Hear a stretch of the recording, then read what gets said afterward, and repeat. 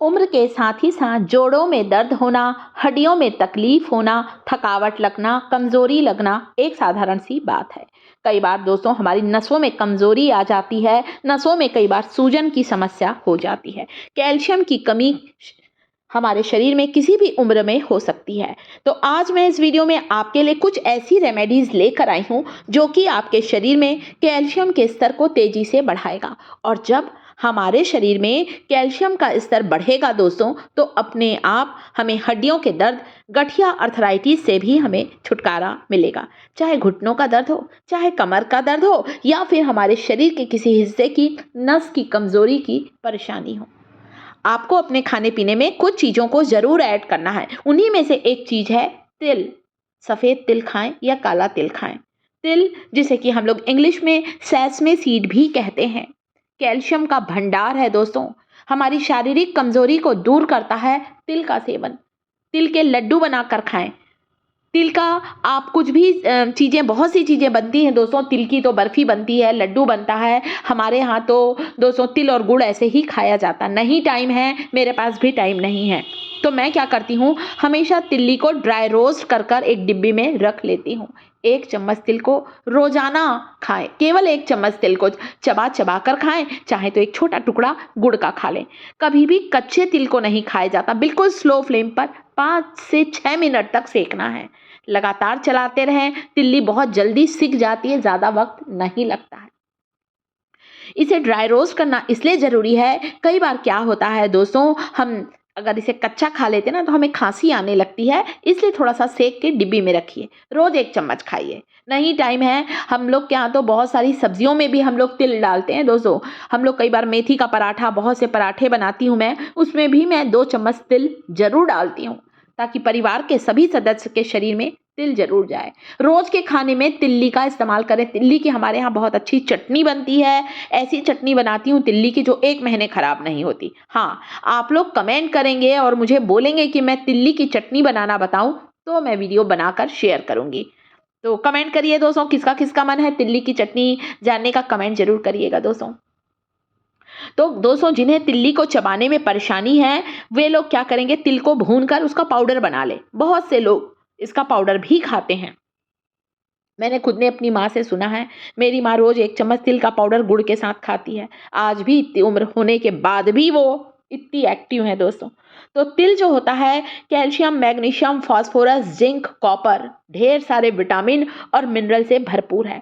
सफ़ेद तिल मिले तो सफ़ेद तिल खाएं। काला तिल वैसे ज़्यादा फायदेमंद होता है, परंतु ज़्यादातर ना दोस्तों हमारे किचन में सफ़ेद तिल ही होता है। काले तिल का इस्तेमाल हम लोग थोड़ा कम ही करते हैं। वैसे काला तिल इससे ज़्यादा पौष्टिक होता है। तो गुड़ के साथ खाइए, बहुत अच्छा लगता है तिल और गुड़। इसीलिए तो ठंड के मौसम में तिल गुड़ के लड्डू बनाए जाते हैं। तिल्ली की तासीर गर्म होती है, इसलिए विंटर सीजन में इसे भरपूर खाएं आप लोग। तो तिल जो होता है, ये तेजी से आपके शरीर में कैल्शियम के स्तर को बढ़ाएगा। तिल और गुड़ खाने के बाद चाहे तो 1 गिलास दूध पी लीजिए आप लोग। देखिए कैसे नहीं कैल्शियम की कमी पूरी होगी। जरूरी नहीं है कि कैल्शियम की कमी सिर्फ हमारी उम्र हो गई है तो हमको होगी, ज्यादा उम्र के व्यक्ति को होती, जी नहीं। आजकल बच्चों में भी कैल्शियम की कमी देखी जा रही है, और कैल्शियम की कमी से बच्चों की हाइट नहीं बढ़ती है, हड्डियों का विकास रुक जाता है, जिससे बच्चों की लंबाई नहीं बढ़ती है। बच्चों के दांतों का विकास ठीक से नहीं हो पाता है, जिससे दांत जल्दी कमजोर हो जाते हैं। इसलिए कैल्शियम का जरूर ध्यान रखें अपने खाने में।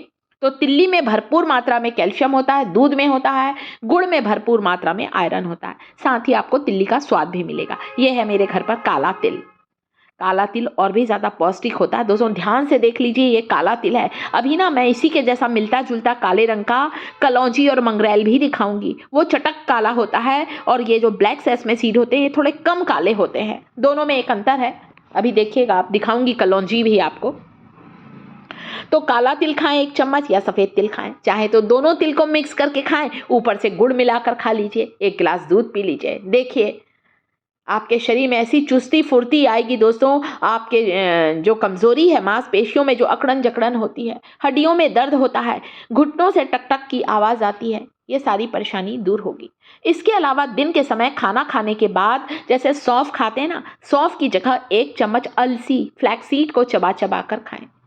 अलसी के बीजों को कभी भी कच्चा नहीं खाया जाता है। अलसी के बीजों को भी ड्राई रोस्ट किया जाता है, सेका जाता है, भुना जाता है और फिर खाया जाता है। गाँव में तो दोस्तों ठंड के मौसम में अलसी और गुड़ के लड्डू बनाए जाते हैं। जो फीडिंग वाली माताएं हैं ना, उन्हें ये ज़रूर दिया जाता है अलसी और गुड़ के लड्डू। बहुत ताकतवर होते हैं दोस्तों अलसी गुड़ के लड्डू। अलसी में omega 3 fatty acid, omega 6 fatty acid होता है, कैल्शियम का सबसे बड़ा स्रोत है। ये सारी चीज़ें जो बता रही हूँ ना, ये बहुत फ़ायदेमंद है। ये दोस्तों आप जो देख रहे हैं ये है कलौंजी। ये काला तिल नहीं है दोस्तों। इसे जैसे मैंने आपको बोला था ना, अभी मैं काले तिल के बाद आपको कलौंजी दिखाऊंगी। ये मंगरेल है।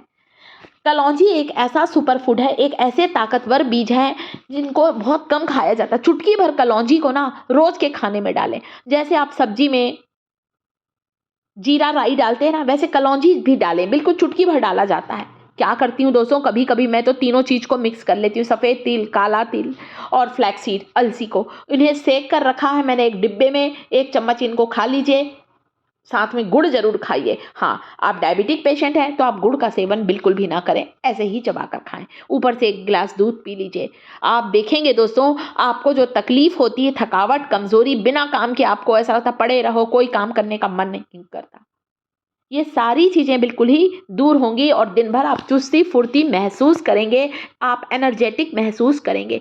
आपके नसों की कमज़ोरी, नसों में ब्लॉकेज की समस्या भी दूर होगी। नसें जो सुन्न पड़ गई हैं उनमें भी ताकत आ जाएगी। हाथ पैर जो सुन्न हो गए हैं वो बिल्कुल ठीक होंगे। गठिया अर्थराइटिस से आपको राहत मिलेगी। तो इतनी सारी चीज़ें मैंने आपको बताई है दोस्तों, जो कि आपके हाथ पैरों की सूजन या चक्कर आना या दबी हुई नस की परेशानी को दूर करेगा। शरीर में ताकत आएगी। इसके अलावा अपने खाने पीने का और ध्यान रखें। नमक कम खाएं, शक्कर का कंजप्शन कम करें दोस्तों, पानी ज़्यादा से ज़्यादा पिएं, थोड़ा सा वॉक जरूर करना चाहिए। हमें अपनी लाइफ स्टाइल में भी चेंज करना चाहिए। वीडियो पसंद आ रहा है परिवार को तो वीडियो को लाइक करें, शिखास किचन चैनल को सब्सक्राइब जरूर करें।